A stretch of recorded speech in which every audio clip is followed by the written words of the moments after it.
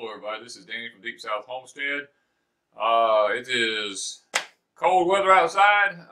We've got our garlic planted. So we've done the stratification on the garlic, which they recommended. And we are now going to fertilize our garlic. We're not going to fertilize our onions because we've already done that prior.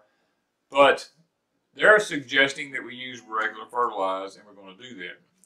But in order to do that, I've got to use my hoe to put this little V down through between the plants. But before I do, my hoe hasn't been used since late summer. So I don't like a dull hoe. So I'm going to take and go ahead and file this thing up and show you how we get our hoe ready to use before we actually head out to the field. Okay, I like to sharpen my hoe. Now, I don't just sharpen this side. I sharpen the sides and all on mine. I like a good sharp hoe. Now the file I'm using comes from Hoff's Tool. It has two different sides from it. This side here is very aggressive side to the file, and this side here is a little bit finer use. I'm using the aggressive side right now, trying to dress it up a little bit. And you don't want to ever drag your file backwards. Now I have the hoe locked in a vise because it makes it a lot easier to handle. I'm just kind of hitting it aggressively, kind of get the edge brought back.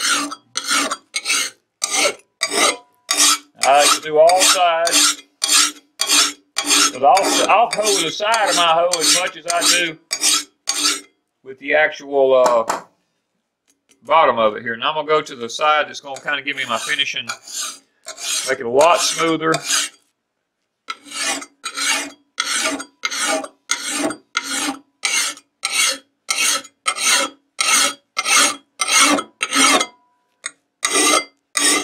I only want to take off just what I have to make it sharp again.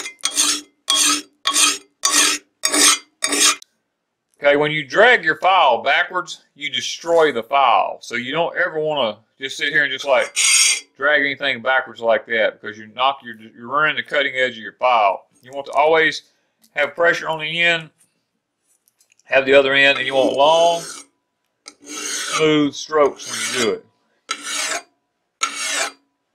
Like that. That way you get good cutting with it. My tractor's back in the shop, taking care of some computer issues that it's had. And I'm lost without it, I'm not going to lie. I got to do things the old-fashioned way now, so we're going to be using a wheelbarrow to move stuff to the garden. And when you're using a wheelbarrow, the heaviest part should always go up in the front, not in the back here, because then you won't be toting as much weight. You want to make sure it's kind of centered. If it's over to the side, it makes it kind of hard on your arms to keep it balanced, so it needs to stay right in the front. And yes, I have the old wheelbarrow that has the antique wheel. I have the never go flat wheel on mine. I took the rubber wheel off and I put a steel wheel on. It does make it a little bit harder to push, but it's never flat.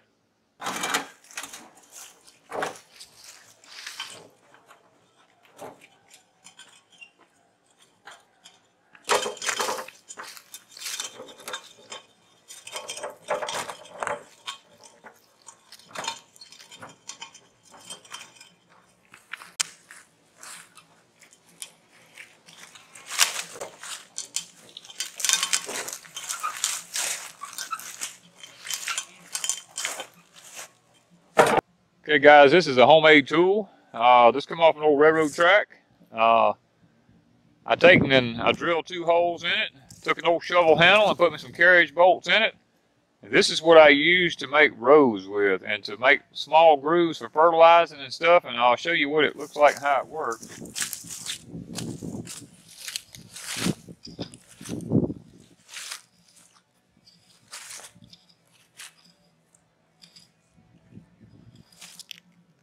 When you double row your stuff, this makes the perfect tool for coming back fertilizing in between it with.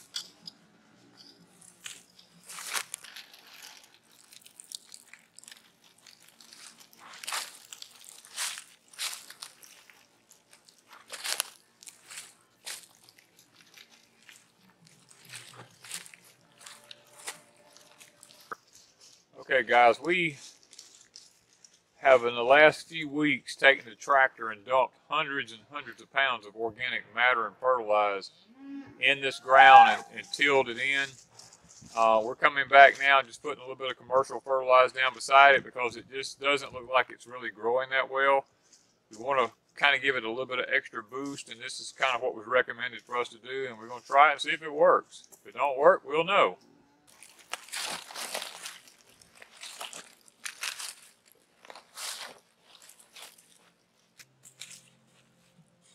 We've got Wanda, she's going along beside the plants, hoeing out a place. Fertilize in beside the plants. This is the plants that Jen and Mike set out. We're going to be going back putting some regular fertilizer down beside them.